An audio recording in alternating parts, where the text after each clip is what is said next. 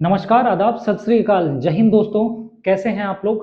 उम्मीद करते हैं कि आप लोग बहुत ही अच्छे होंगे और आपकी पढ़ाई भी बहुत अच्छे से चल रही होगी।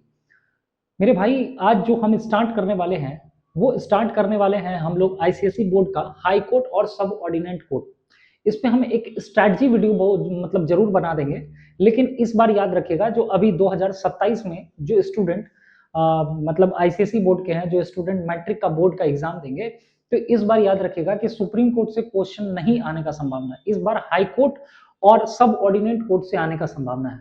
ये लेक्चर जो है ना, बहुत ही बेहतरीन लेक्चर होने वाला है, ये याद रखिएगा। यदि इस लेक्चर को आप अटेंड कर लिए तो हम आपको लास्ट में एक सरप्राइज भी दिखाएंगे। यानी सरप्राइज क्या है? ये पीवाईक्यू कि पिछले साल में यदि आप एक ही लेक्चर थोड़ा सा भी आप मिस करेंगे तो बहुत दिक्कत हो जाएगा, इसलिए ध्यान से पढ़िएगा।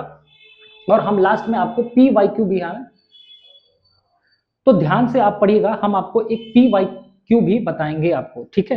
तो चलिए लेक्चर को हम लोग क्या करते हैं, स्टार्ट करते हैं और आपको हम पूरी जानकारी देते हैं क्या है नहीं है, ठीक है? सबसे पहले आप जानिए कि यहाँ का सिलेबस क्या है। यानी आप इस जो चैप्टर है इसमें सिलेबस क्या है, तो सिलेबस के बारे में हम सबसे पहले आपको बता देते हैं। यहाँ पर पढ़ना है, एक नंबर पे क्या पढ़ना है आपको, यहाँ का कंपोजिशन के बारे में। कंपोजिशन के बाद होता है क्वालिफिकेशन और तीसरा है अपॉइंटमेंट, ठीक है? अब उसके बाद में आइए, यहाँ पर 3 नंबर भी हो गया, 2 नंबर भी हो गया, 3 नंबर। चौथा नंबर पे आप इसके फंक्शन के बारे में पढ़िएगा, ज्यूरिडिक्शन के फंक्शन के बारे में। ज्यूरिडिक्शन मतलब होता है कि आपका अधिकार क्षेत्र कि क्या है, कितना है, ठीक है? और उसमें आप पढ़िएगा ओरिजिनल ज्यूरिडिक्शन के बारे में, अपीलेट ज्यूरिडिक्शन के बारे में और रिवर्सल ज्यूरिडिक्शन के बारे में। फिर जुडिशियल रिव्यू पढ़ेंगे, कोर्ट ऑफ रिकॉर्ड भी पढ़ेंगे और इन्फोर्समेंट फंडामेंटल राइट्स जो है, इसमें रिट्स के कैसे इस्तेमाल होता है, ये चीज के बारे में पढ़ेंगे। बेसिकली आपका यही एक है। और सबऑर्डिनेट कोर्ट में लोक अदालत करके मतलब है टॉपिक्स, उसको भी हम लोग बहुत अच्छे से देख लेंगे। तो चलिए एक नंबर पे हम सबसे पहले स्टार्ट करते हैं हाई कोर्ट के बारे में, इसके कंपोजिशन के बारे में बात करते हैं। तो पहले टॉपिक का मतलब समझिए कि कंपोजिशन बोला क्या जाता है ना? सबसे पहले समझिए। वैसे हम आपको बता दें कि हाई कोर्ट जो है, मतलब टोटल भारत में अभी जो है 25 हाई कोर्ट है, 25 हाई कोर्ट। और दिल्ली एकमात्र ऐसा मतलब जो है राज्य है जिसका अपने पास में खुद का एक हाई कोर्ट है, ठीक है? ऊपर में सबसे आप यदि ट्रायंगल में आप देखेंगे मेरे भाई, तो सबसे ऊपर में क्या होता है, सुप्रीम कोर्ट। उसके बाद क्या होता है, हाई कोर्ट। और उसके बाद क्या होता है यहाँ पर, डिस्ट्रिक्ट कोर्ट। तो ये चीज आप बहुत अच्छे से समझते होंगे, ठीक है? अब यहाँ पर समझिए कि हम बता रहे हैं आपको कि कंपोजिशन के बारे में। किसके बारे में बता रहे हैं? कंपोजिशन, ठीक है? चलिए एक बार हम आपको फिर बताते हैं कंपोजिशन के बारे में कि कंपोजिशन क्या है। कंपोजिशन मतलब होता है कि हाई कोर्ट में कौन कौन लोग है ना? हाई कोर्ट में कौन कौन लोग हैं जो इसमें मेंबर्स होते हैं, ठीक है? चलिए देखिए, यहां पर बोलता है कि हर each high court have to the एक चीफ जस्टिस। यहां पर क्या होगा, यहां पर आप देखिए एक चीफ जस्टिस होगा। याद रखिएगा, चीफ जस्टिस ऑफ इंडिया मत बोलेगा, chief justice of India supreme court के लिए होता है।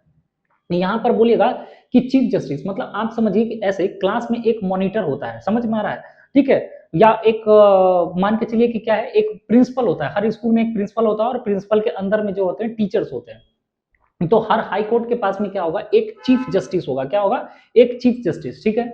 और अदर जजेस भी होंगे साथ में। लेकिन याद रखिएगा कि किसी भी हाई कोर्ट में नंबर ऑफ जजेस जो होता है ना, वो फिक्स नहीं रहता है। आप कहेंगे सर फिक्स क्यों नहीं रहता है? देखिए, हर राज्य का, हर स्टेट का पॉपुलेशन अलग अलग है। और पॉपुलेशन अलग तो सिंपल सा बात समझिए कि पॉपुलेशन अलग तो क्राइम का लेवल भी अलग अलग, तो वर्क का लोड भी फिर अलग अलग। बात समझ रहे हैं? जैसे बिहार यूपी में आप चल जाइए तो यूपी सबका पॉपुलेशन बहुत ज्यादा, ठीक है? तो जब बहुत ज्यादा पॉपुलेशन होगा तो वहां पर क्या होगा, क्राइम भी ज्यादा होगा, मतलब मैटर भी बहुत ज्यादा होगा। तो आपको जज भी बढ़ाना पड़ेगा। बात समझ रहे नहीं? जज आप यदि नहीं बढ़ाएंगे तो फिर बहुत दिक्कत हो जाएगा। तो वर्क लोड जो होता है ना, वर्क लोड के अकॉर्डिंग जो है, अब केरल में चल जाइए, केरल का पॉपुलेशन बहुत कम है। तो केरल का पॉपुलेशन बहुत कम है तो आप ऐसे समझ जाइए कि वहां पर नंबर ऑफ जजेस भी क्या होगा, कम ही होगा। बात समझ रहे हैं? वर्कलोड के अकॉर्डिंग होता है। तो आप समझ गए होंगे कि vary from state to state. तो ये चीज समझ गए होंगे कि यहाँ पर क्या बताना चाह रहा है। तो हर ये कंपोजिशन कौन कौन लोगों को पता है? एक मेन वाला आदमी होगा जिसको चीफ जस्टिस नहीं बोलेंगे, हाँ सॉरी, एक चीफ जस्टिस होगा, लेकिन इंडिया नहीं बोलेंगे। चीफ जस्टिस ऑफ इंडिया तो सुप्रीम कोर्ट के लिए, तो chief justice of high court बोलेंगे और अदर जजेस भी बोले। अदर जजेस फिक्स नहीं होता है, हर स्टेट के लिए अलग होता है। तो कंपोजिशन आपको बेसिकली समझ में आ गया, एग्जाम यहाँ से सवाल पूछा गया है। अब देखिए दूसरा नंबर पे हम आपको बताते हैं अपॉइंटमेंट। अपॉइंटमेंट का मतलब होता है कि बेसिकली ना नियुक्ति कौन करता है। अपॉइंटमेंट का मतलब क्या होता है, नियुक्ति कौन करता है। अब देखिए यहाँ पर आप पिक्चर्स में देख पा रहे होंगे कि यहाँ पर है ना, हमारे माननीय यहाँ पर राष्ट्रपति महोदय है, यहाँ पर प्रेसिडेंट ऑफ इंडिया, है ना। तो ये याद रखिएगा कि चीफ जस्टिस मतलब एक जो मेन आदमी होता है ना, प्रिंसिपल, प्रिंसिपल को कौन अपॉइंट करेगा, तो प्रिंसिपल को भी अपॉइंट कौन करेगा, प्रेसिडेंट ही करेगी। तो याद रखिए यहाँ लिखा है कि appointment bye to the president, ठीक है। तो यहाँ तक में कोई दिक्कत नहीं है, सीधा सीधा एग्जाम में आएगा, लिख दीजिएगा कि प्रेसिडेंट करता है। लेकिन आप बताइए कि प्रिंसिपल किसको देख के मतलब पता करेगी, मतलब किससे पूछेगी कि हाँ मान के चलिए इनको चीफ जस्टिस बनाया जाए कि नहीं बनाया जाए। तो चीफ जस्टिस बनाने के लिए ये क्या करती है, कंसल्ट करती है। ये क्या करेगी, ये जाती है पूछने के लिए। मान के चलिए क्या है कि हम है राष्ट्रपति, ठीक है, और किसी को बनाना है क्या, चीफ जस्टिस हाई कोर्ट मान के चलिए, तो हम जाएंगे, हम राष्ट्रपति, हम अपॉइंट करेंगे। तो हम मान के चलिए अपॉइंट करेंगे तो हम सबसे पहले सुप्रीम कोर्ट के पास जाएंगे। सुप्रीम कोर्ट का वो जो मेन जज है ना, चीफ जस्टिस ऑफ इंडिया, उसको जाकर बोलेंगे, बोले हाँ बताओ ये आदमी को जज बनाना चाहिए कि नहीं बनाना चाहिए, बात समझ रहे। तो वो अपना राय मशवरा रखेंगे, है ना। तो सबसे पहले जो राष्ट्रपति है ये कंसल्ट करते हैं चीफ जस्टिस ऑफ इंडिया से, और दूसरा गवर्नर से, क्योंकि मान के चलिए कि जिस राज्य में हमको हाई कोर्ट में मतलब जाना है बन के, है ना, तो वहां का गवर्नर से भी हमको राय मशवरा लेना पड़ता है। क्लियर है यहाँ पर। तो दो आदमी समझ में आ गया। अपॉइंट कौन करेगा, ये जो मेन आदमी है इसको अपॉइंट कौन करेगा, तो राष्ट्रपति, लेकिन किससे पूछ के, तो चीफ जस्टिस ऑफ इंडिया, और जिस राज्य में जा रहा है उसका गवर्नर से। क्लियर है। लेकिन सर अदर जजेस जो है इसको भी कौन नियुक्त करेगा, इसको भी जो है ना अदर जजेस, इसको भी प्रेसिडेंट ही क्या करता है, इसको भी अपॉइंट करता है। लेकिन फिर जब अदर जजेस को अपॉइंट करेगा तो किससे पूछेगा, वो जो तो पुरनका वाला आदमी है ना उससे तो पूछबे करेगा, है ना, बात समझ रहे हैं। कि मान के चलिए कि चीफ जस्टिस ऑफ इंडिया और गवर्नर ये तो पूछबे करेगा। लेकिन अभी अभी जो ये चीफ जस्टिस जो हाई कोर्ट है, chief justice of high court, इससे भी रखेगा, बात समझ रहे कि नहीं। मान के चलिए हमको प्रिंसिपल के तौर पे बनाना है, ठीक है, तो हम प्रिंसिपल बन गए। अब हमको टीचर को क्या करना है, टीचर को अपॉइंट करना है। तो टीचर को भी कौन अपॉइंट करेगा, टीचर को भी वही कर रहे हैं, ठीक है। लेकिन इस बार हमसे भी पूछा जा रहा है। तो क्लियर हो गया, ये दोनों जो टॉपिक आपको बहुत बढ़िया से समझ में आ गया होगा। अब आगे बढ़ते हैं। अब इनका क्वालिफिकेशन के बारे में देख लेते हैं कि क्वालिफिकेशन क्या होता है जज बनने के लिए, ठीक है। देखिए एक नंबर पे तो आप जानते हैं, एक नंबर पे क्या होना चाहिए, भारत का नागरिक होना चाहिए, यानी सिटीजन ऑफ इंडिया होना ही होना चाहिए। और दूसरा नंबर पे क्या होता है, जुडिशियल एक्सपीरियंस, यानी आपको एक्सपीरियंस भी है कि नहीं, मतलब भारत का नागरिक है तो आपको क्या करेंगे, जज बना देंगे, ऐसा नहीं हो सकता, बात समझ में आ रहा है। तो इसके लिए आपको मतलब वहां पर उसका बैकग्राउंड का होना चाहिए। तो अब क्या बोलता है ये याद रखिए, आपसे पूछा जाएगा दो मतलब बताइए, मतलब भारत का नागरिक होना चाहिए तो एक तो आप लिख ही देंगे, और दूसरा है कि चाहे वो लड़का हो या लड़की हो, ही और she must have to the several of the judicial office in India, है ना, एटलीस्ट 10 ईयर। मतलब होता है कि यहाँ पर जुडिशियल ऑफिस का मतलब होता है कि आपको नॉलेज होना चाहिए, बात समझ में आ रहा है, कि आपको जुडिशियल वाला एरिया से थोड़ा बहुत नॉलेज होना चाहिए, वो भी 10 साल का। मतलब आप या तो डिस्ट्रिक्ट जज रहे हो, बात समझ में आ रहा है, या फिर सब मतलब आपको एक अच्छा खासा नॉलेज होना चाहिए डिस्ट्रिक्ट जज का। अब तीसरा नंबर पे यहाँ पे देखिए एडवोकेट एक्सपीरियंस, मतलब यदि आपसे सर मान के चलिए कि हम जज नहीं है, तो जज नहीं है तो आपको एडवोकेट कम से कम जो है 10 साल रहना पड़ेगा। यानी लिखा है ही must have to have been to the advocate of one और मोर हाई कोर्ट, यानी एक या एक से अधिक राज्यों के हाई कोर्ट में आपको क्या करना पड़ेगा, एटलीस्ट 10 इयर्स का आपके पास में एक्सपीरियंस होना पड़ेगा। तो यहां भी बहुत अच्छे से समझ में आ गया होगा कि हम क्या कह रहे हैं। क्लियर है यहां तक। तो आगे चल जाते हैं, तो क्वालिफिकेशन में आएगा दो क्वालिफिकेशन। आप ये जो मतलब जो आपका पीला कलर में लिखा है ना, इसको भी आप लिख के आप नंबर को आसानी से पा सकते हैं। क्लियर है यहां तक। चलिए मेरे भाई अब आगे बढ़ जाते हैं। अब देखते हैं एक नंबर पे कि हम आपको ये चीज बताए थे ना यहाँ पर। अब देखिए यहाँ पर कि दो चीज क्या क्या हम आपको बता दिए, तीन चीज है ना, तीन चीज हम आपको क्या क्या पढ़ा दिए, ये चीज आप देखिए पहले फटाफट।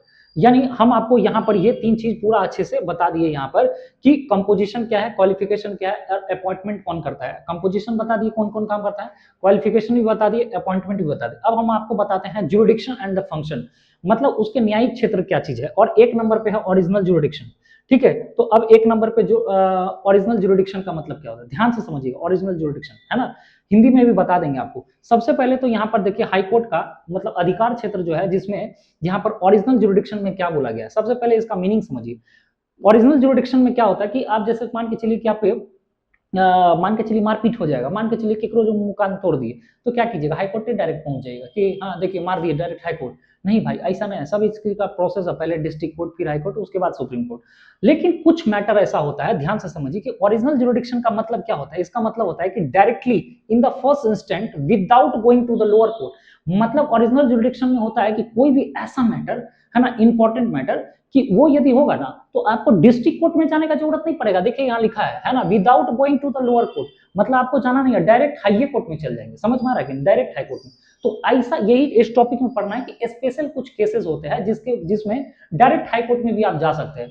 तो ओरिजिनल जुरिडिक्शन मतलब यही होता है, सीधा सा बात में। तो एक नंबर पे चलिए, case under the original jurisdiction, कौन सा स्पेशल केस है जिसमें जो है आप जा सकते हैं। तो देखिए व्हील्स, एक नंबर पे हाई कोर्ट डायरेक्टली हियर, मतलब हाई कोर्ट में ये वाला केस जो है स्पेशल सुना जाता है। व्हील्स, व्हील्स मतलब क्या होता है आप समझते हैं, वसीहत। वसीहत मतलब होता है कि मान के चलिए कि हम, मेरे मरने के बाद है ना, मेरी संपत्ति जो है, मेरे मरने के बाद नहीं भाई, मान के चलिए कि मतलब आप किसी और के मरने के बाद जो है ना संपत्ति ये सलमान खान के नाम से हो जाएगा, ठीक है। अब पता चला कि शाहरुख खान का गाना है, हम लेंगे, है ना, हम भी इसके वारिस हैं, समझ रहे हैं। तो वसीहत में सलमान खान और शाहरुख खान क्या करने लगा, मारपीट करने लगेगा। तो वो वाला मैटर कहाँ चल जाएगा, समझ में आ गया। तो ये चीज हो गया। डाइवोर्स तो आप जान ही रहे होंगे, है ना, आजकल चला हुआ है बहुत ज्यादा, शादी कीजिए और डाइवोर्स दे दीजिए, बहुत सारा आप लोग सुने होंगे। तो ये चीज है, डाइवोर्स भी समझते होंगे, मैरिज भी समझते होंगे। और ये एडमिरल्टी क्या होता है, ये एक समुद्री, मतलब आपको यहाँ पर हिंदी में भी हम आपको बता देते हैं, देखिए यहाँ पर, है ना, इसका मतलब होता है समुद्री वाला मामला, कोई भी समुद्री मामला है वो चीज हो गया, कंपनी का लॉ हो गया, कंपनी का कोर्स। और कॉन्टेम्प्ट ऑफ कोर्ट, मतलब आप कॉन्टेम्प्ट ऑफ कोर्ट का मतलब क्या होता है, यहाँ पर देखिए कंटेम्प्ट ऑफ कोर्ट, यहाँ पर कंटेम्प्ट ऑफ कोर्ट का मतलब होता है कि कोर्ट की अवहेलना करना। मतलब आप जो है ना कोर्ट की बातें नहीं मान रहे, आप बोल रहे कि कोर्ट का बातें नहीं मानेंगे, जाओ कोर्ट कुछ भी बोल दिया, तो उस पर इस मामले में आपको डायरेक्ट हाई कोर्ट में मतलब जो है केस चल जाएगा। समझ में आ रहा है। तो ये कुछ स्पेशल केसेस होते हैं जिसके बारे में ये डायरेक्ट कहाँ चल जाएगा, ये ओरिजिनल जुरिडिक्शन में आता है। दूसरा दूसरा समझिए कि कॉन्स्टिट्यूशनल केस क्या है। तो ये चीज समझिए, कॉन्स्टिट्यूशनल केस क्या है, ध्यान से समझिए। बोलता है high court can hear to the case related to the constitution, माने ये अधिकार हाई कोर्ट के पास में है कि कॉन्स्टिट्यूशनल से रिलेटेड वो डायरेक्ट सुन सकता है। मतलब कॉन्स्टिट्यूशनल, संविधान से रिलेटेड जब बात आएगा ना बाबू, ध्यान से समझिएगा, तो डायरेक्ट कहां चल जाएगा ये केस, ये डिस्ट्रिक्ट कोर्ट में नहीं, डायरेक्ट ये हाई कोर्ट में भी चल जाएगा। तो इसीलिए लिखा है the high court has the key hear, मतलब केस है ना related to the constitution, it has to the power to interpret to the constitution. मतलब हाई कोर्ट के पास में पावर है कि वो कॉन्स्टिट्यूशंस का इंटरप्ट कर सकता है, कॉन्स्टिट्यूशन मतलब संविधान के बारे में, कॉन्स्टिट्यूशन के बारे में समझा सकता है, कॉन्स्टिट्यूशन क्या है नहीं है, समझ रहे हैं। वो डायरेक्ट किसके पास में अधिकार है, मतलब आप संविधान का किसी भी तरीके से आप अवहेलना नहीं कर सकते हैं। देखिए एक तो कंटेम्प्ट ऑफ कोर्ट मार दिया है कि आप कोर्ट का भी बात नहीं मतलब मानने से इनकार कीजिएगा, ढाई सनी हाई कोर्ट में केस चले। और यहाँ पर क्या है कि संविधान के बारे में जब मन होगा, जैसे मन होगा, वो हाई कोर्ट बताते रहेगा। बात समझ रही है, ये अधिकार है कॉन्स्टिट्यूशनल केस को, है ना। This power is called the judicial review, और जो उसी को बोला जाता है बेसिकली जुडिशियल रिव्यू। तो दो चीज बताई दी आपको। अब देखिए तीसरा, ये सेमी रिपीट हो गया है ना, हमारा टाइपिस्ट भी कैसा है, ठीक है। तो ये चीज समझ में आ गया होगा, क्लियर है यहाँ तक, है ना। आगे बढ़ते हैं, है ना। कॉन्स्टिट्यूशनल केस भी बता रही है, देख लीजिए कॉन्स्टिट्यूशनल केस क्या होता है। हाई कोर्ट संविधान से जुड़े मामले को भी सुन सकता है और कॉन्स्टिट्यूशन को क्या कर सकता है, समझाना भी इसी का काम है। किस क्लियर है यहाँ तक, इसी को बोलते हैं जुडिशियल रिव्यू। हिंदी में भी हम आपको बता देते हैं रीट पावर क्या होता है। हाँ अब देखिए रीट पावर क्या होता है, देखिए बोलता है हाई कोर्ट रीट जारी कर सकता है। मान के चलिए ओरिजिनल जुरिडिक्शन में हम क्या बताएं, ओरिजिनल जुरिडिक्शन का मतलब ये होता है कि डायरेक्ट हाई कोर्ट में चले जाए। अब मान के चलिए कि किसी का फंडामेंटल राइट छीना जा रहा है, तो क्या करेगा, पहले डिस्ट्रिक्ट कोर्ट जाएगा, उससे संतुष्ट नहीं होगा तो हाई कोर्ट जाएगा। जी नहीं भाई साहब, डायरेक्ट आप कहां चले जाइए, रीट पावर में डायरेक्ट आप कहां चले जाइए, हाई कोर्ट। हाई कोर्ट उस मामले में डायरेक्ट रीट जारी कर देता है। रीट क्या होता है अभी थोड़ा देर पहले बाद बताएंगे आपको। और इलेक्शन पिटीशन, यानी इलेक्शन से रिलेटेड भी जो भी कुछ मामला होगा तो वो भी मुद्दा डायरेक्ट हाई कोर्ट में चल जाता है। ओरिजिनल जुरिडिक्शन यही होता है। तो ये सब आप पूरा लिख सकते हैं कि हाई कोर्ट जो है ना चुनाव से जुड़े केस को भी डायरेक्ट सुनता है भाई साहब। यानी इलेक्शन से रिलेटेड कोई भी मामला होगा तो आप हाई कोर्ट नहीं जाएंगे, direct high court, sorry district court नहीं, डायरेक्ट हाई कोर्ट चल जाएंगे। क्लियर हो गया। जैसे एमएलए का चुनाव विवाद हो जाएगा, मान के चलिए हम एमएलए बनेंगे और वहां पर कोई धांधली हो गया तो उस मामले में कहां जाएगा ये केस, ठीक है। लेकिन ये फाइनल अपील जो होता है, फाइनल मतलब जो भी अपील होगा वो सुप्रीम कोर्ट देने का काम करता है। तो यहाँ तक नहीं क्लियर है, यहाँ तक आगे बढ़ जाते हैं। अब हम आपको बताते हैं कि पहला केस को बता दिए ओरिजिनल वाला। अब समझिए कि अपीलेट जुरिडिक्शन क्या होता है। अपीलेट नाम से पता चल रहा है कि मीनिंग पहले समझिए इसका मतलब।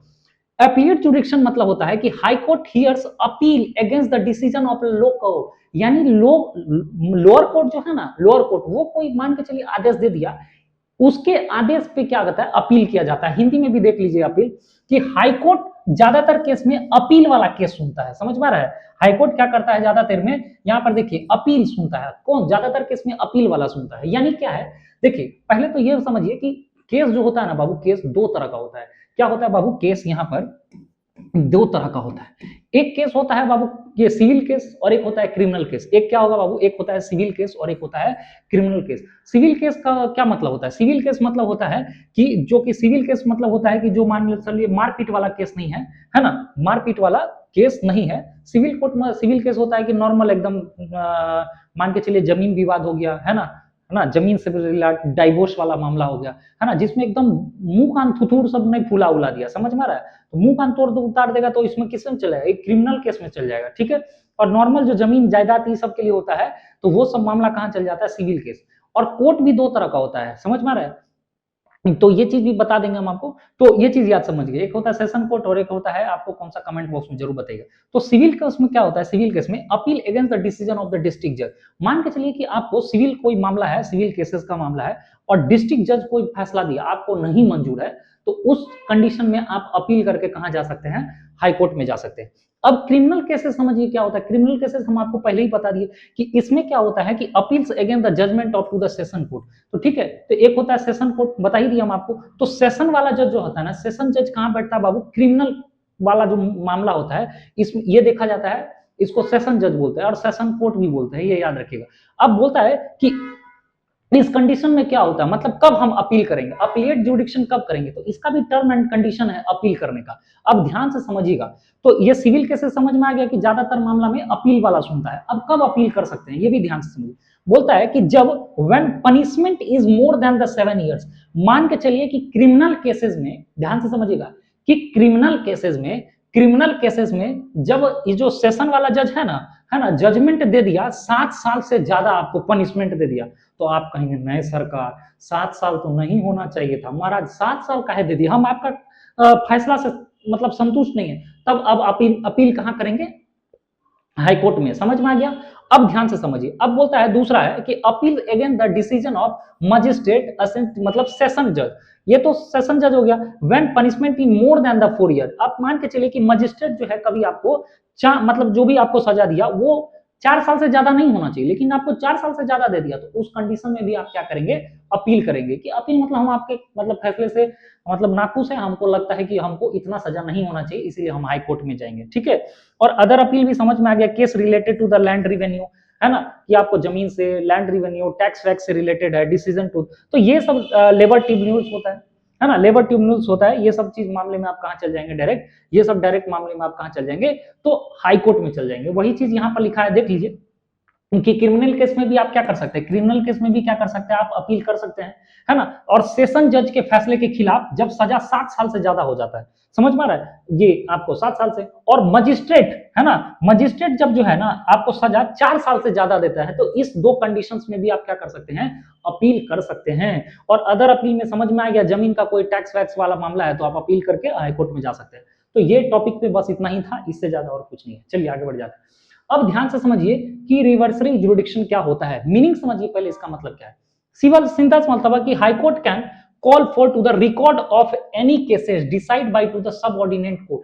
हाई कोर्ट को लगता है कि यदि कोई फैसला मतलब सही नहीं हुआ है, जो कि कौन दिया है, सबऑर्डिनेट कोर्ट यानी डिस्ट्रिक्ट कोर्ट दिया है, लेकिन ये सही नहीं दिया है, तो उसको बोल सकता है डिस्ट्रिक्ट कोर्ट लेके आओ, तो फैसला कौन सा है, लेके आओ, कौन सा मुद्दा है हम देखेंगे। बात समझ में आया कि नहीं। जैसे डायरेक्टर प्रिंसिपल को बुला के देख लेता है, लेके आइए क्या दिया है फैसला अपने मन से, है ना, लेके आइए। और प्रिंसिपल टीचर को बोलता है, वैसे ही समझ जाइए कि ये क्या है, हाई कोर्ट। इसमें पढ़ेंगे कि high court can call the other record of any cases. मतलब उसको लगेगा हाई कोर्ट को कि नहीं कुछ मामला में गड़बड़ है, तो बोल देगा कि लेके आइए वो वाला रिकॉर्ड, लेके आइए केस हम देखेंगे। समझ में आ रहा है।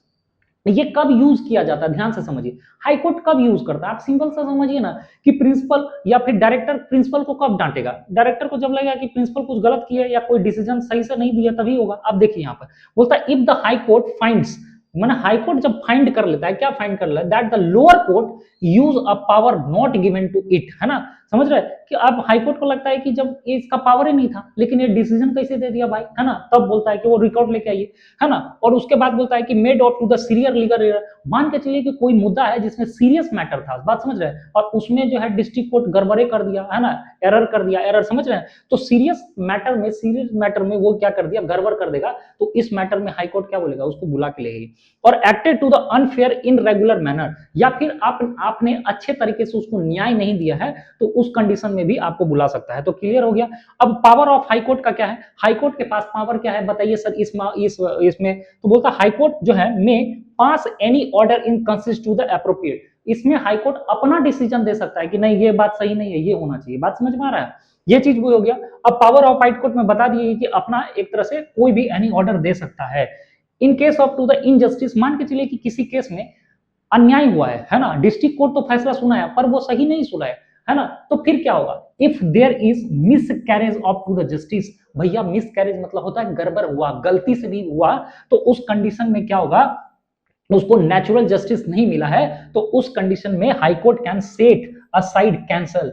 हाई कोर्ट के पास में पावर है कि जो डिस्ट्रिक्ट कोर्ट फैसला दिया था उसको भैया कैंसिल कर सकता है the lower court of the decision, जो लोअर कोर्ट डिसीजन दे, ठीक है। It can give to the new judgment, देखिए यहां पर लिखा हुआ है, यदि आप देख पा रहे होंगे तो यहां पर नया जजमेंट दे सकता है। क्लियर है, आगे बढ़ जाते हैं। यही चीज को हमने हिंदी में भी आपको दे दिया है कि हाईकोर्ट किसी भी लोअर कोर्ट का रिकॉर्ड मंगवा सकता है अगर उनको लगता है कि गलती हुई है या न्याय सही से नहीं हुआ है, तो हाईकोर्ट फैसला बदल सकता है भैया, याद रखिएगा, और भैया नया जजमेंट भी दे सकता है। इसे कहते हैं रिवर्सरी पावर। क्लियर, यहां तक में कोई डाउट नहीं रहा होगा, ठीक है।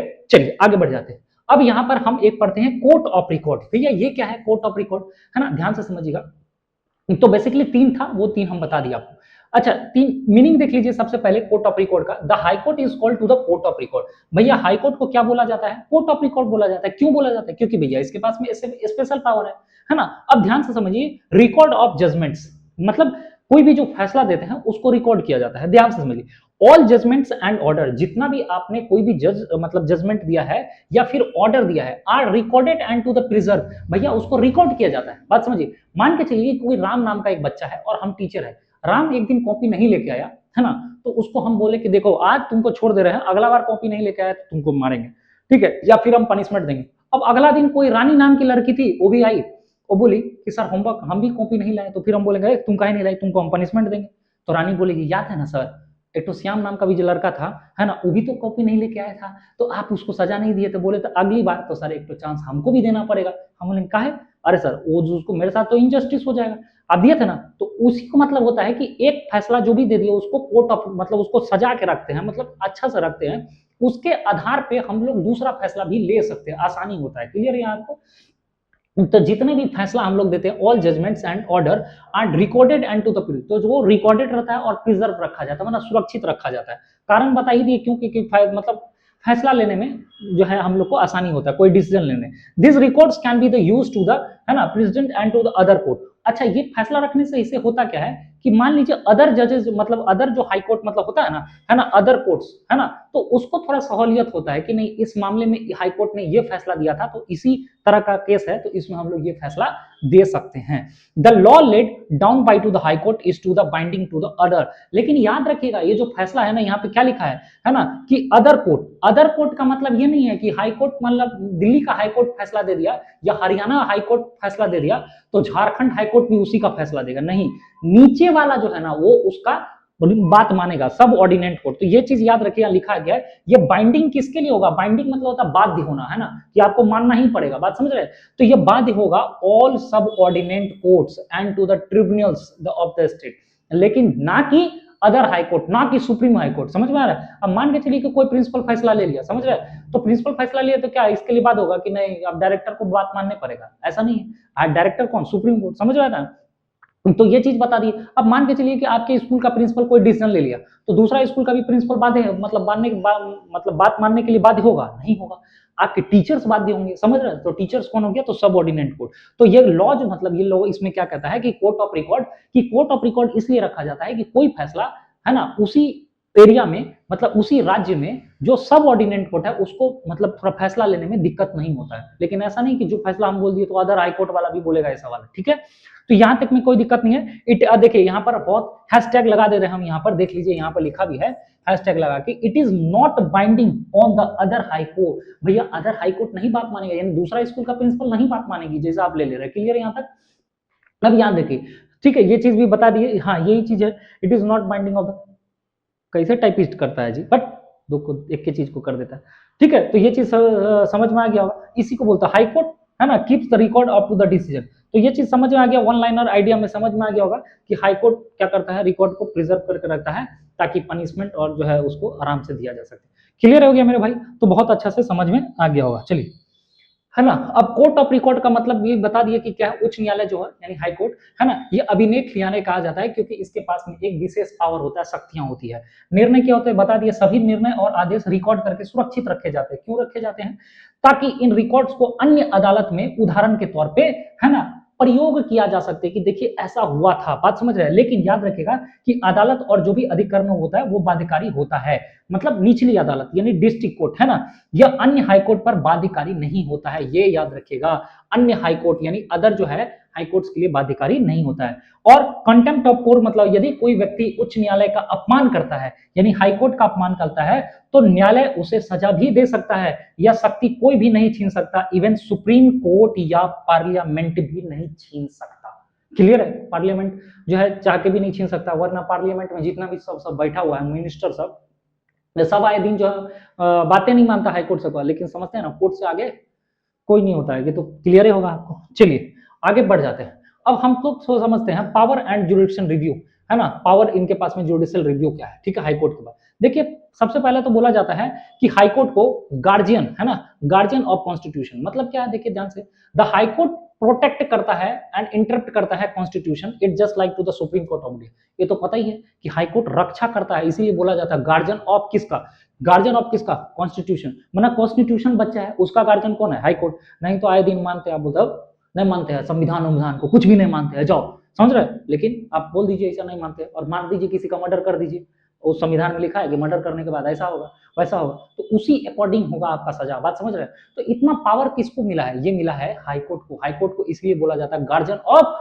कॉन्स्टिट्यूशन, है ना, बात समझ रहे हैं, just like the supreme court, ठीक है। Judicial review of power, it check, है ना, whether law and order made with the, है ना, जो भी है एग्जीक्यूट वैलिड है कि नहीं है, जो भी है। तो इसीलिए बोला जाता है कि जुडिशियल रिव्यू पावर इन्हीं के पास है। कोई भी फैसला दिया, हम आपको बताएंगे अभी कि फैसला सही है गलत नहीं है, ये सब रिव्यू करने का भी पावर इनके पास है। कोई फैसला दे दिया तो उसको फिर मान के चलिए उनको एहसास हुआ, फिर से वहां पर अपना डिसीजन चेंज भी कर सकता है। अनकॉन्स्टिट्यूशनल लॉ, मान के चलिए कि इनवैलिड लॉ है, वो कानून सही नहीं है, तो अपने ही फैसला को फिर वो क्या करता है, पलट भी सकता है, बोल सकता है कि ठीक है ये मानते हैं। It any law and order violates up to the constitution, मान के चलिए कि कोई नियम कानून है जो हमारे संविधान को ही खराब कर रहा है, संविधान से इसे इफेक्टेड हो रहा है, the high court can declare null and void, मतलब होता है कि उसको हमेशा के लिए क्या कर देना, नुल मतलब होता है खत्म ही कर देना। बात समझ में आ रहा है? तो यहां तक में कोई दिक्कत नहीं है, यहां तक में बहुत अच्छे से बता दिए। अब आप समझिए एक और इंपॉर्टेंट टॉपिक है आप ही के हाईकोर्ट में कि enforcement of fundamental rights, writ jurisdiction. अब सर आपको बताएंगे कि सबसे पहले कि हाईकोर्ट जो है कब आपको पावर ऑफ हाईकोर्ट के पास में ये क्या है, फंडामेंटल ऑफ राइट्स। मैंने आपको पहले ही बताया इन्फोर्समेंट ऑफ फंडामेंट कि भैया आपका मौलिक अधिकार छीना जा रहा है, फंडामेंटल राइट्स छीना जा रहा है, तो इस कंडीशन में आप सीधे कहां पहुंच जाएंगे भैया, इस कंडीशन में सीधे आप पहुंच जाएंगे हाईकोर्ट में, इधर उधर कहीं फंसने का नहीं है, ध्यान से रखिए। तो बोलता है कि पावर ऑफ हाईकोर्ट क्या है इस मामले में। देखिए यहां पर सबसे पहले बोला जाता है the high court of issue writ, high court क्या यूज करेगा भैया, रीट जारी कर देगा, ठीक है, ध्यान से देखिए। Writ not only for to the enforcement of the high court, है ना, बात समझ रहे हैं, है ना। देखिए high court is the issue writ not only for to the enforcement of fundamental rights but also for to the other legal matter. यानी ध्यान से समझिएगा, एक चीज हम आपको बता रहे हैं, आप लोग तो आधा से ज्यादा बच्चा यहाँ पर ये जानते होंगे कि रीट सुप्रीम कोर्ट जारी करता है। याद रखिएगा रीट के मामले में सुप्रीम कोर्ट से ज्यादा पावरफुल होता है कौन, हाईकोर्ट। ये एकदम याद रख लीजिएगा बहुत अच्छे से, है ना, क्वेश्चन आ जाता है कि रीट के मामले में सुप्रीम कोर्ट के पास ज्यादा पावर है कि हाईकोर्ट, तो आप बोलिएगा हाईकोर्ट। बोलिएगा क्यों, सुप्रीम कोर्ट सिर्फ आपका फंडामेंटल राइट छीना जाएगा ना बाबू, तो सुप्रीम कोर्ट रीट जारी करेगा, लेकिन हाई कोर्ट इसके अलावा भी रीट जारी करके आपको थोड़ा न्याय दिलवा सकता है। देखिए लिखा भी है कि फंडामेंट, यहां लिखा है ना, not only for to the enforcement of the fundamental rights, सिर्फ आपको मौलिक अधिकार फंडामेंटल राइट्स में ही रीट नहीं जारी करेगा, फॉर अदर लीगल मैटर में भी आपको क्या कर सकता है, रीट जारी कर सकता है। क्लियर है? The High Court issue writ not only for to the enforcement of fundamental rights but also for to the other legal matter such as the, क्या सर अदर लीगल मैटर क्या है, मान के चलिए आपको प्रोटेक्शन करना है legal rights, ensure to the perform to the public duty, है ना, और भी बहुत सारा है, मिसयूज टू द ऑथोरिटी, है ना, and to the correcting to the legal action. तो इस कंडीशन में भी मान के चलिए कोई अपना सही से कर्तव्य नहीं निभा रहा है ना, लीगल ड्यूटीज नहीं कर रहा है गलत तरीके से, तो उस कंडीशन में बोलेगा कि भैया, है ना, आप क्यों नहीं कर रहे हैं, समझ रहे हैं? तो इसके लिए रीट जारी किया जा सकता है। क्लियर है? अब हम आपको ये बताते हैं, अच्छा रीट कितने तरह का होता है ये चीज हम आपको बता देते हैं वैसे जानकारी के लिए। रीट 5 तरह के होता है। एक नंबर पे होता है हैबियस कॉर्पस, मैंडामस, है ना, प्रोविजन और क्यू वारंटो और सर्टिओरी। ठीक है, ये इस तरह का 5 तरह का होता है। क्योंकि आप याद रखिएगा रीट आपका पूछा नहीं जाएगा, इसलिए हम अभी आपको डिस्कस नहीं कर रहे हैं। सुप्रीम कोर्ट वाला टॉपिक आएगा तो उसमें हम आपको बता देंगे कि ये सब क्या होता है, ये सब सारे अलग हुए। ठीक है, अब हम आपको बताते हैं इस नेक्स्ट चीज में कि जो है रीट के मामले में तो हम आपको बता ही दिए कि रीट के मामले में इंपॉर्टेंट पॉइंट ये याद रखिएगा कि writ jurisdiction is the high court is the wider than the other supreme court. भैया हम पहले ही बता दिए कि भैया हाई कोर्ट जो है ना, हाई कोर्ट के पास में ज्यादा पावर है सुप्रीम कोर्ट से ज्यादा। किसके? वाइडर मतलब होता है बहुत ज्यादा पावर है। किसके पास में भैया? हाई कोर्ट के पास में। किसके पास में? हाई कोर्ट के पास में। सुप्रीम कोर्ट को कम पावर है, बता ही दिए, है ना। देखिए यहाँ पे लिखा भी है कि रीजन क्या है भाई साहब, रीजन क्या है, देखिए यहाँ पे लिखा है the supreme court issue writs only for to the enforcement of fundamental rights. किसके बारे में भैया? Supreme court. सुप्रीम कोर्ट देखिए क्या बोलता है कि fundamental rights. But high court जो है ना बाबू, हाई कोर्ट ये रीट जारी कर सकता है ना, हर रीट जारी कर सकता है fundamental rights well as for to the other purpose. यानी अदर पर्पस से भी भैया आप क्या कर सकता है, रीट जारी कर सकता है। क्लियर है? आगे बढ़ जाते हैं भाई। तो यहां तक में आपका पूरा खत्म हो जाता है मेरे भाई। हमने हाई कोर्ट के बारे में पूरी सारी जानकारी दे दिया, है ना। और जो भी आपको लेक्चर है ये सारी चीज हम आपको बताएंगे, ये सारे पूछे भी गए एग्जाम में, है ना। और जो भी चैनल पे नए हैं मेरे भाई, वीडियो को लाइक भी कर दीजिएगा और सब्सक्राइब कर दीजिएगा ताकि ऐसे ही वीडियो हम लाते रहें और आप देखते रहें। ठीक है, तो चलिए अब हम लोग जो पढ़ते हैं वो सब ऑर्डिनेट कोड का एक मोस्ट बहुत बार रिपीट जो है क्वेश्चन हुआ है लोक अदालत, उसके बारे में भी पढ़ लेते हैं। चलिए देखिए लोक अदालत में आप क्या देख रहे हैं, यहाँ पर देख रहे हैं बहुत सारे लोग यहाँ पर बैठे हुए हैं, है ना। और ये आप देख रहे होंगे, है ना, ये चचा है ना, ये आंटी भी है। यहाँ पर इनको कोई दिक्कत है, ये जा रहे हैं यहाँ पर सुनने की। देख रहे हैं हमारा घर में ये सब लड़ाई झगड़ा हो रहा है। ये बोलते हैं हम लड़ाई झगड़ा करते हैं, है? ये बोलते हैं चाय काहे नहीं दे रहे हो बना के। ये बोलते हैं हम चाय नहीं देते आपको बना के। अब फिर ये चचा बोलते हैं तुम कब देती है चाय बना के, है ना। अब ये वाला मामला है, देखिए अब क्या होता है। तो ये वाला मामला है।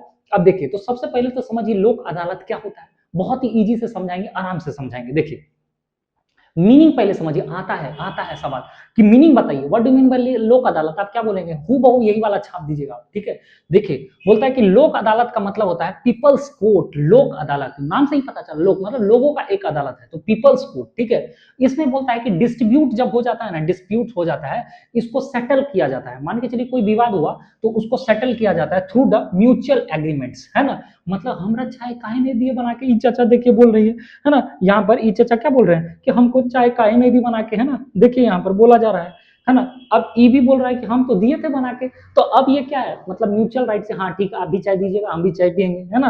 क्लियर है? बाकी हाँ इनको देखिए, ये देख रही है कि नहीं करेंगे, ये भी गौर से देख रहा है। देखिए ये सब जज है, ठीक है, ये सब देख रही है कि ये सब, और ये सब फैसला उसला सुनाएगा, ये बताया जा रहा है। क्लियर है? यहाँ तक तो समझ में आ गया होगा। तो देखिए यहाँ पर डिस्ट्रीब्यूट हो जाता है, कोई चीज विवाद हो जाता है ना, म्यूचुअल एग्रीमेंट से कि देखो बाबू तुम ऐसा नहीं करो, तुम भी ऐसा नहीं करो, कर लो चाहे वो पिला दिया करो, समझ में आ रहा है। और तुम लोग वीडियो को लाइक कर दिया करो, सब्सक्राइब कर दिया करो। ठीक है, म्यूचुअल ये एग्रीमेंट्स हो जाता है।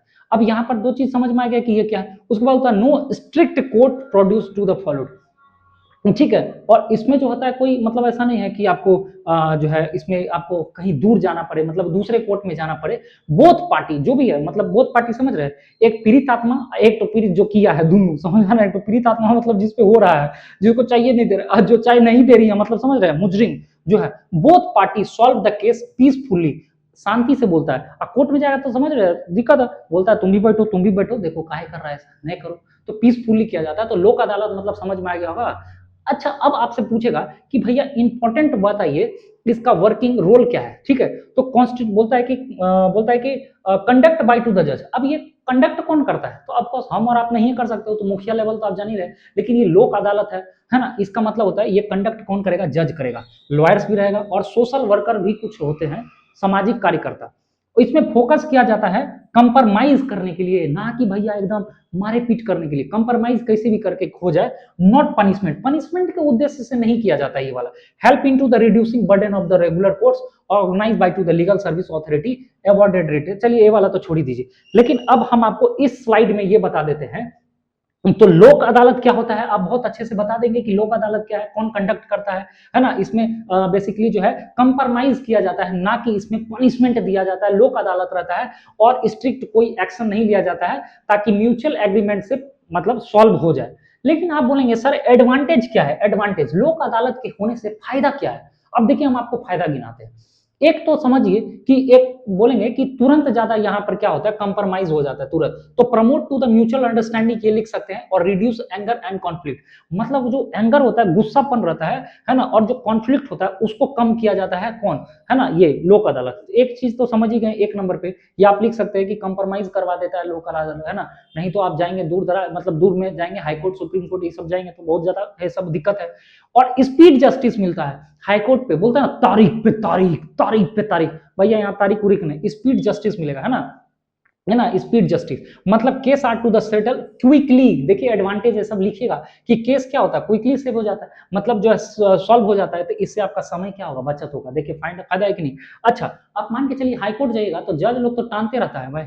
मान के चलिए हम जज है, वो जज है, ठीक है, बात समझ रहे हैं, तो हम उस जज को बोलेंगे, समझ रहे कि नहीं। मतलब मान के चलिए कि कोई आप पीड़ित आत्मा है, एक तो और मारपीट कर लिया आप, ठीक है, आपका भी जज कोई और है, हम भी किसी का जज है, हम दोनों जज आपस में बोल रहे हैं केस को टानो टानो, केस को टानो, एकदम खूब टानो, समझ में ना। केस को टानिएगा तो पैसा बढ़ेगा, हर केस का पैसा बढ़ता है, समझ रहे कि नहीं। ये मेरा एक अपना मतलब अनुभव, निजी अनुभव बता रहा है। केस को एकदम टानिए, केस को जितना टाटेगा बाबू भैया, है ना, पैसा बनते रहेगा, वो भी वकील कमाएगा, ये भी वकील कमाएगा, समझ में आ रहा है। तो आप समझिए सब इसीलिए बोला है कोर्ट कचहरी में ज्यादा मत पड़िए, है ना, वरना बिक जाइएगा।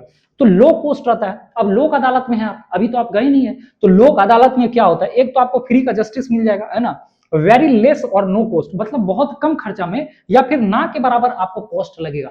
हाईकोर्ट जाइएगा तो जब बहुत, क्योंकि लोक अदालत है भैया, पीपल्स कोर्ट है, बैठ के आपको म्यूचुअल अंडरस्टैंडिंग से आप अपना प्रॉब्लम को सॉर्ट आउट कर लीजिए, हेल्पफुल टू द पीपल। अब फायदा किसको होता है, देखिए जो गरीब आदमी है कहां से हाईकोर्ट सुप्रीम कोर्ट जाएगा, है ना, कोर्ट कचहरी करेगा।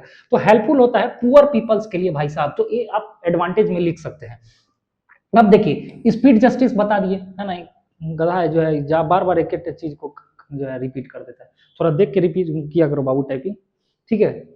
कोई दिक्कत तो फ्री जस्टिस से बताइए, ये भी बता दिए। हाँ देखिए, हाँ अब प्री ये भी बता दे, case can be the settle before to the going to the court. तो ये भी एक फायदा है कि आपका प्रॉब्लम जो है सेटल हो जाता है ना, बिना मतलब कोर्ट गए प्रॉब्लम पहले से ही सेटल हो जाता है। अवॉइड लॉन्ग लीगल प्रोसेस, इसमें आप अवॉइड करते हैं लॉन्ग प्रोसेस, आप लिख सकते हैं कि हम लोग लॉन्ग लीगल प्रोसेस को भी क्या करते हैं, अवॉइड करते हैं। ज्यादा लीगल मैटर नहीं होता है, ज्यादा जाएंगे। जैसे हम लोग मान के चलिए कि कहीं बाइक पकड़ाता है आपका, सच्ची बताइएगा बाइक जब पकड़ाता है तो आप लोग क्या बोलते हैं, सर ले लीजिए 200 छोड़ दीजिए, समझ रहे हैं।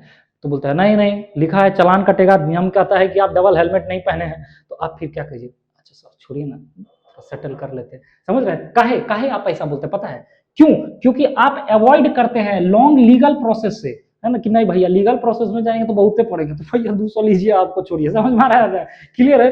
तो ये भी समझ में आ गया कि ये यहाँ पर क्या बोलता है, फाइनल बैंडिंग डिसीजन, है ना, ये चीज भी बताया, मतलब इसमें कोई नहीं है, awarded to the final event. हाँ मेन चीज जो आप बताइएगा वो क्या है, लोक अदालत वाला जो है ना, ये लोग बहुत हेल्प करता है, किसका बोलता है, reduce the workload of the court.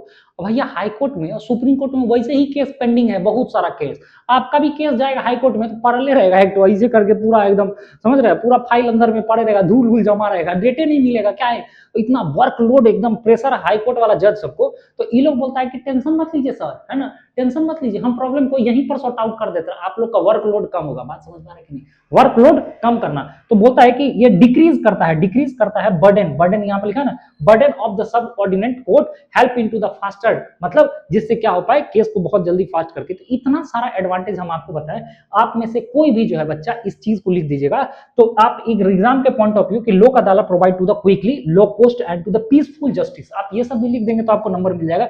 Reduce core workload, भैया वर्कलोड को भी कम करता है, तो ये सब भी आप लिख देंगे। Settle distribute even before to the reach to the court, यानी कोर्ट में पीना पहुंचे ही आपका प्रॉब्लम सॉर्ट आउट हो जा रहा है, और क्या चाहिए भैया। लोक अदालत फायदा है कि नहीं फायदा है, बताइएगा, ठीक है।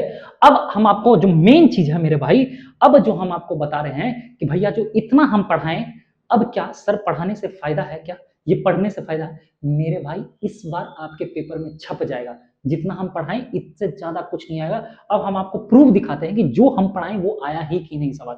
चलिए मिलाते हैं अब आपको यहाँ पर, देखिए भैया 2025 नहीं सॉरी 2015 में क्वेश्चन आया है कि नहीं, आइए अब हम आपको दिखाते हैं। लिखा है वह, यहाँ पर देखिए ये हाई कोर्ट से क्वेश्चन पूछा गया है, देखिए ध्यान से। बोलता है why is the judiciary kept in क्या बोलता है क्या है, in depends of to the control of the executive and the legislature.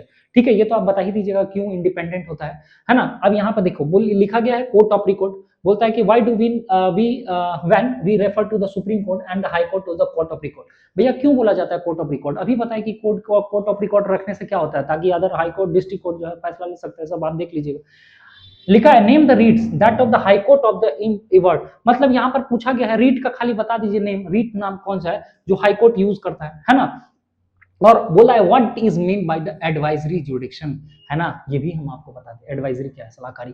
ठीक है, और आगे बढ़ जाते हैं। यहाँ पर देखिए, यहाँ पर एक चीज और पूछा गया है यहाँ पर, है ना, और यहाँ पर हाँ, यहाँ पर देखिए हूँ, यहाँ पर ये दिखाई हाई कोर्ट में यहाँ से ही पूछा गया है, देख लीजिए यहाँ पर क्या बोला जाता है कि हु अपॉइंट द जज ऑफ द हाई कोर्ट, अभी बताए थे ना भैया, हु अपॉइंट द क्या, है ना, हु अपॉइंट द जज ऑफ हाई कोर्ट, बताए थे ना, है ना, बताए थे कि नहीं बताए थे भैया, देख लीजिए यहाँ पर आप देखिए, यहाँ पर बताए थे कि नहीं बताए थे, बताइए, देखिए दिख रहे है ना, ये है ना। तो आप ये चीज आप देखिए, यहाँ पर हम आपको पढ़ाए हैं कि कौन कौन कौन करता है भैया, देख लीजिए यहाँ से सवाल आया है कि नहीं आया, देख लीजिए यहाँ पर 3 नंबर में यहाँ पर सवाल है ना। स्टेट एनी 2 क्वालिफिकेशन, भैया देखिए qualification required to the person to be the appoint to the high court of the जज, हाई कोर्ट जज का क्वालिफिकेशन पूछ रहा है भाई साहब, देख लीजिए। Briefly the term of to the court of record, भैया अभी देखिए कोर्ट ऑफ रिकॉर्ड यहाँ भी आया, कोर्ट ऑफ रिकॉर्ड भी यहाँ भी आया, रेफरेंस तो हाई कोर्ट, भैया हाई कोर्ट का रेफरेंस लेते हैं वो कोर्ट ऑफ रिकॉर्ड बताइए। लिस्ट एनी 4 रिट्स, बताइए, है ना, that high courts can be the issue for to the information of the fundament, इसमें तो सिर्फ रिट पूछा है, अब तो रिट बता ही देंगे, मैंने 5 रिट बताया था आपको, थोड़ा थोड़ा सा करके जिक्र करके लिख भी दीजिए।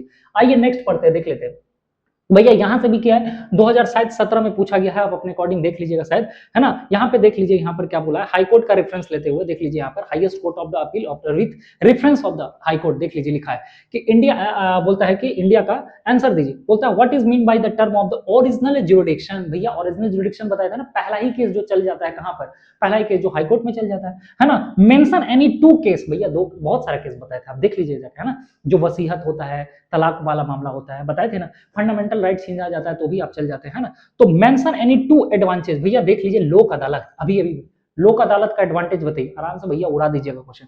Mention any 1 difference between to the session court and to the district जज, ठीक है, सेशन कोर्ट और डिस्ट्रिक्ट जज में आप बता ही दीजिएगा क्या चीज है, नहीं है ना, सेशन कोर्ट में क्या होता है और डिस्ट्रिक्ट जज में क्या होता है, ये चीज भी बता दीजिएगा।